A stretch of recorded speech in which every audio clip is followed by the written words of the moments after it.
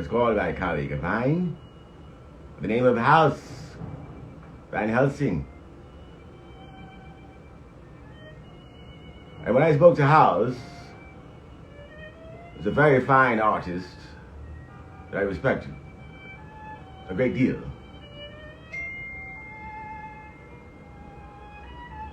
When I spoke to him, I was having trouble with my understanding of what society is trying to tell me to be. And so the only way for me to sort of get clarity was to call another artist that reflects or moves about this world in a similar fashion. And so I called House. And the things that I was dealing with were circumstantial, to say the least. I believe what it was for me was that I was dealing with corporate America. And those of you that know or have dealt with corporate America understand. It got quite challenging, to say the least. So I called my good friend. I talked to him, and he said, "Look, James, you just have to be yourself and do what you are here to do. All the others are going to then present themselves as either friend or foe, colleague or victim. And only you can then determine what it is exactly you must do for yourself to move forward." Now, for me, as an artist, thinking to myself, thinking that the only way for me to actually move forward is to do what you're born to do. Now, this is an integral part of everything because it is what it is to be a human being. So to be an artist is like to be a human being. Our achievements, our growth, our beliefs, our systems, our mannerisms, our thought processes thereof, all as a guide towards being a human being. Now, there are circumstances that are inhibitors to your truth, your beliefs. And so what I am being told by many people, not just House, but other colleagues, that place themselves in a corner. And me, myself, are always striving to get out of the corner, not to go into the corner. So when House gave me the challenge today to say, "Would you please put down a soliloquy in regards to IG," and I think there's another part to this, which I failed to remember, so I'll only do the first part.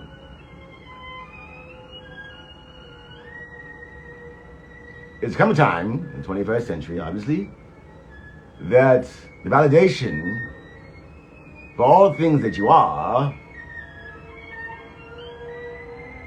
in the form unrelated to who you truly are. There was a day that we would connect without a cell phone, without an IG, without a social media account, if you will. We would just connect as people, as human beings, learning ourselves through other human beings. Now it seems to be that all we have is judgment upon another human being as though we were the ones that created them to begin with. When in fact, you did not even create yourself. You are in the process of their learning of how to create yourself. Hopefully, as a human being, you are doing this work. But if you're not doing this work, you are here because your father and mother. And how much honor, how much grace, and how many thank yous have you given them?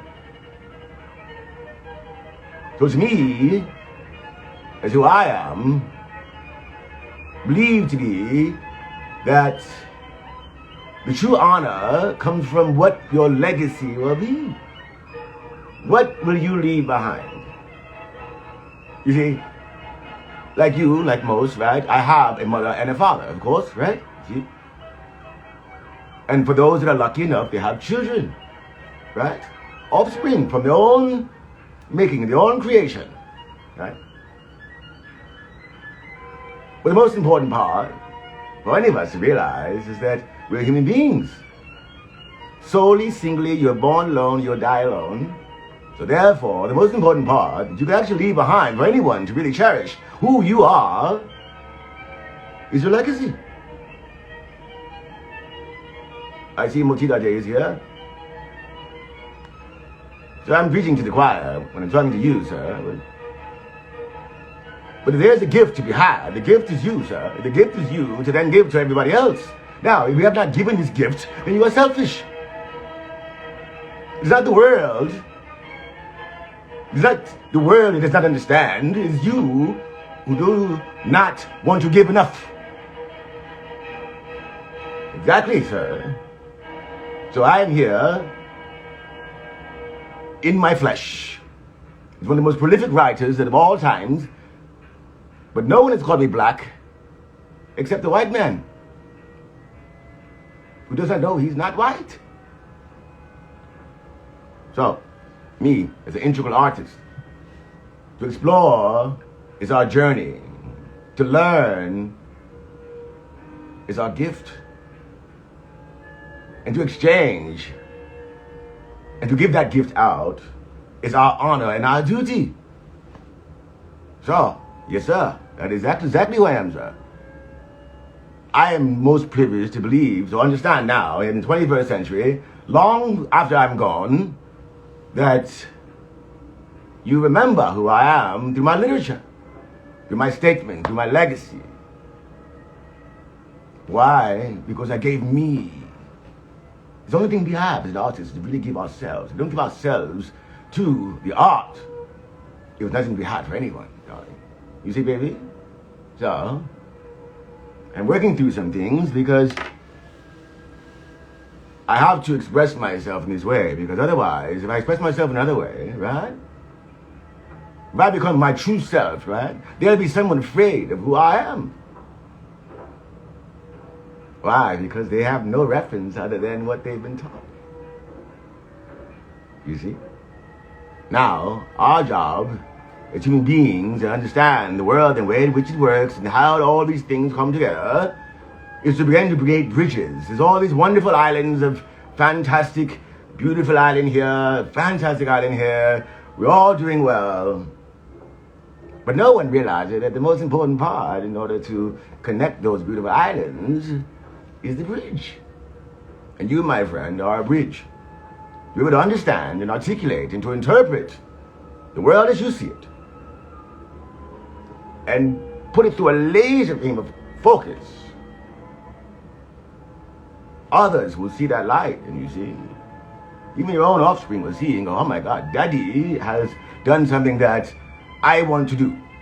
I want to become like this man. I want to be free enough to become my own man. You see, the white man looks at us and tells us who we are, and then we accept it for who we, or what they think that we are. But I am not your nigger. I am not your black man, your nigger, your slave. I am none of these things. This is what you need me to be for you to run your game on me. But that your game does not work on me, because you understand I am a human being. And my purpose here as a human being is to understand myself as I am, as God intended me to be, not as the white man has seen me. Now you understand that I've told you this for decades at this point. And now it has come to pass. See, your game being ran on us, telling the black man that he is not worthy, that he is unintelligent, that he is 3/5 of a man, as though you are 100% of a man. The mathematics is absolutely off to me. And now I say to yourself, to you, to me, what I've been saying all along is that the game is reversed on you now. You see? Because listen, baby, your offspring are suffering. See, as you thought it was okay to hang people from trees and to make them feel like they were inferior to your dominance, when the truth comes to light, and your children and your children's children come to bear this cross that they had nothing to do with. They weren't there as you burn bodies from a tree, but the burden is theirs now, you see. And the tides are turning, and there's what you call a tsunami. There's a black tsunami of culture and creativity and beauty coming your way. Now, if you are not of that class and culture, well, you better swim, stupid. Swim. I say this in closing because I don't have much time here. The labels that we've been given, yourself, myself, and everyone else in this world, are by someone who doesn't understand you. You see, because black is not a class. Black, oh, pardon me. Let me clarify this very simply, because I think that I'm going to lose some people here with this. Black is not the people. Black is not a people, and nor is a white a people, you see. If you're so educated, if you're so knowledgeable, tell me where white land is on the map. Tell me where black land is on the map. Well, you see, to me, in my understanding, is that black is a class, black is a culture, and black is a consciousness. You see? You see how that works? White is a mentality. With all the rest, class, culture, and consciousness. Now, there are people of other colors. They're in black class, including the ones that stormed the Capitol. Yeah, there's the poor niggas that stormed the Capitol, you see. But you understand, the black is a class, a consciousness, and a culture. You could be of that. You can lend to that. You can borrow from that to become that. There are no black people. There are black souls, you see. And whites, my friends, are a mentality. I know very black people with a white mentality, you see.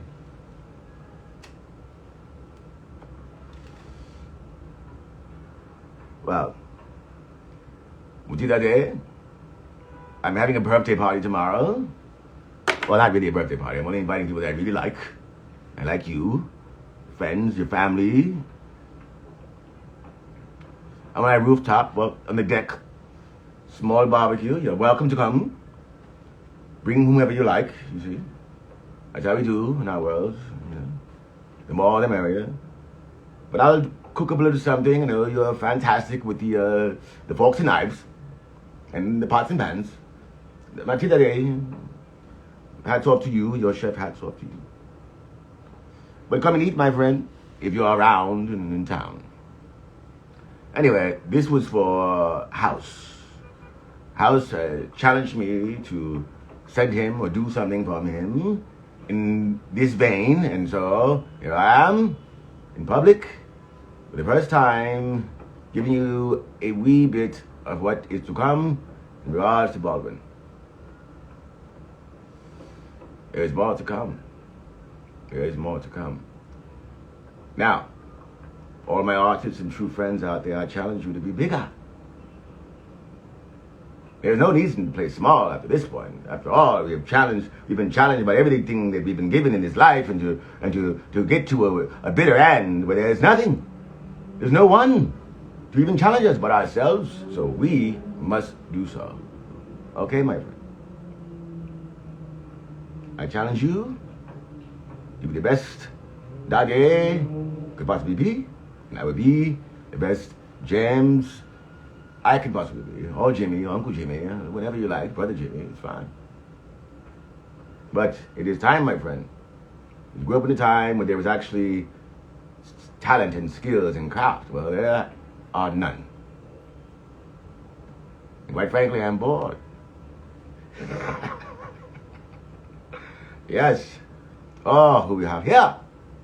Well, I was about to get off because Motida Day and I were talking very specifically about being an artist.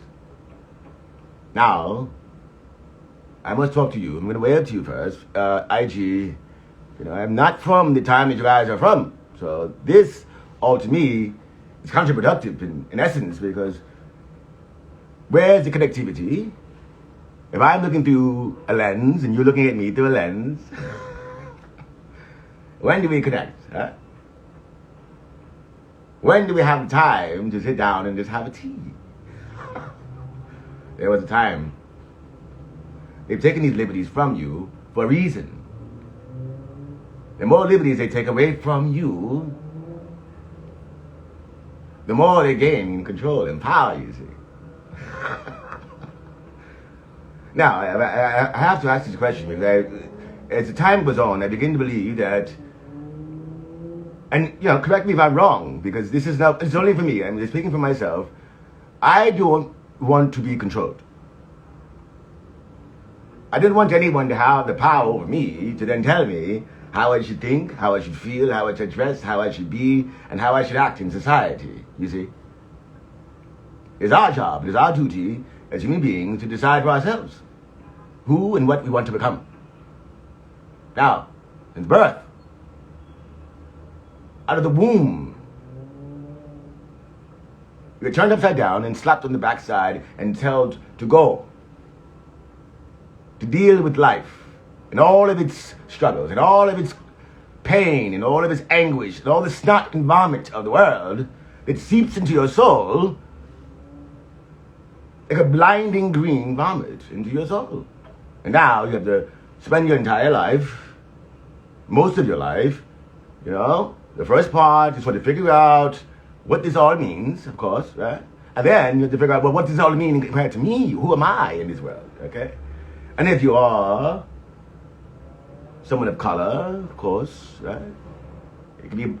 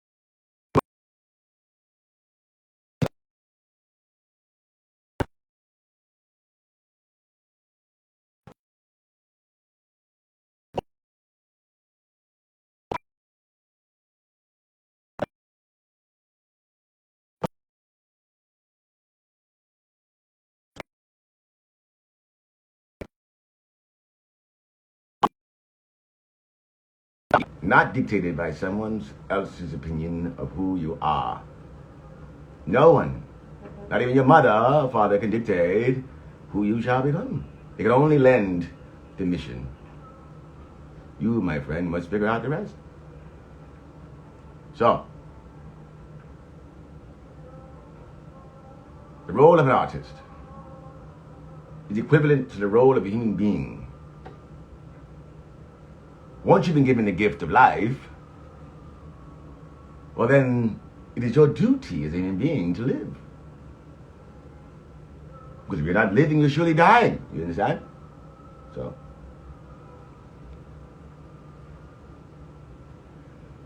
I am here to tell you today that there comes a time in life that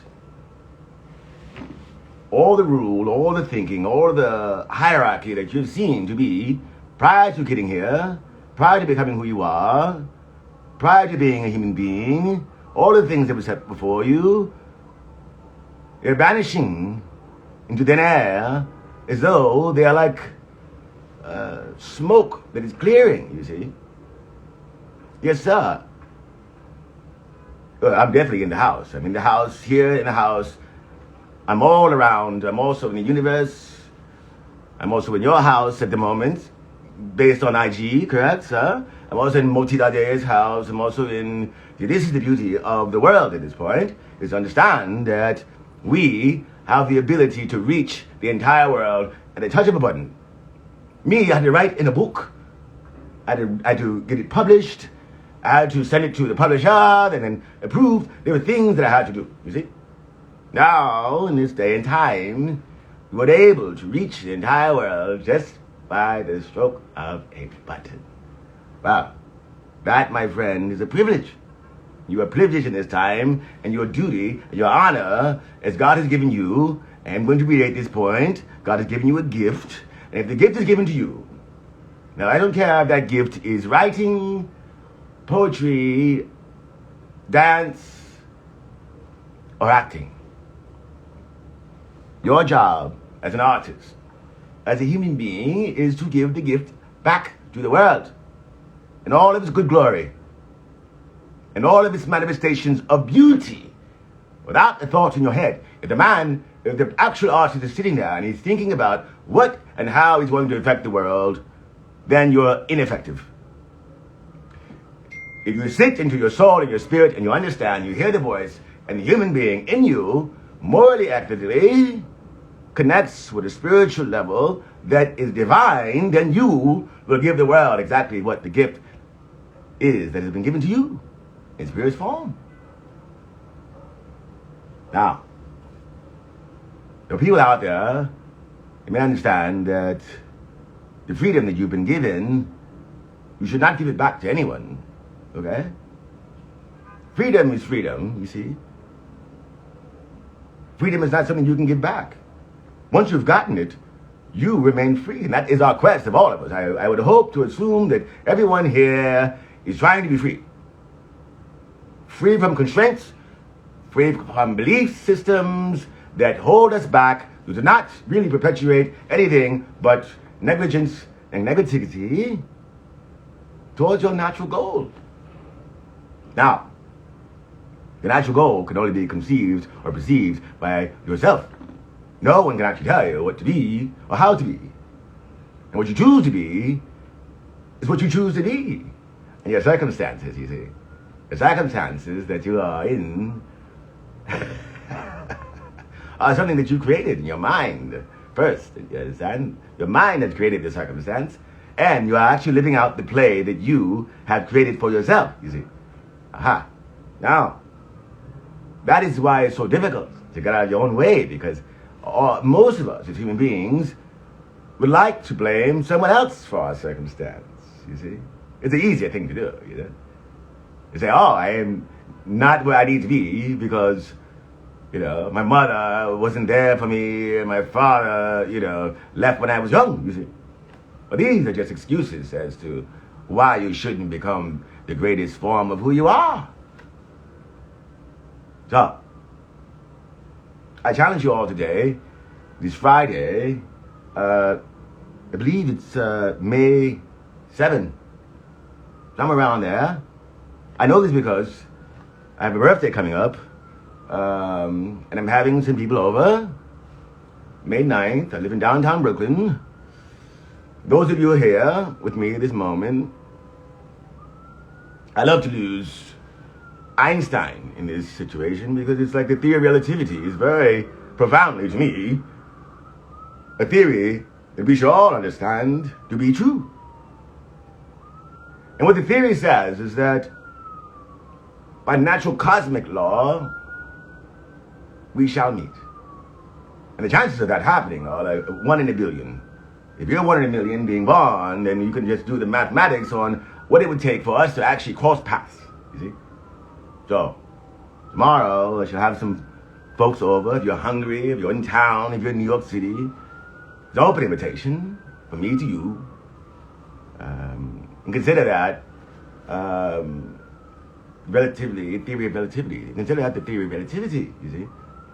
I had no idea that I would be here in this moment speaking to you on IG, of all things, in the 21st century, as Baldwin, as I am. I could have never imagined, you see.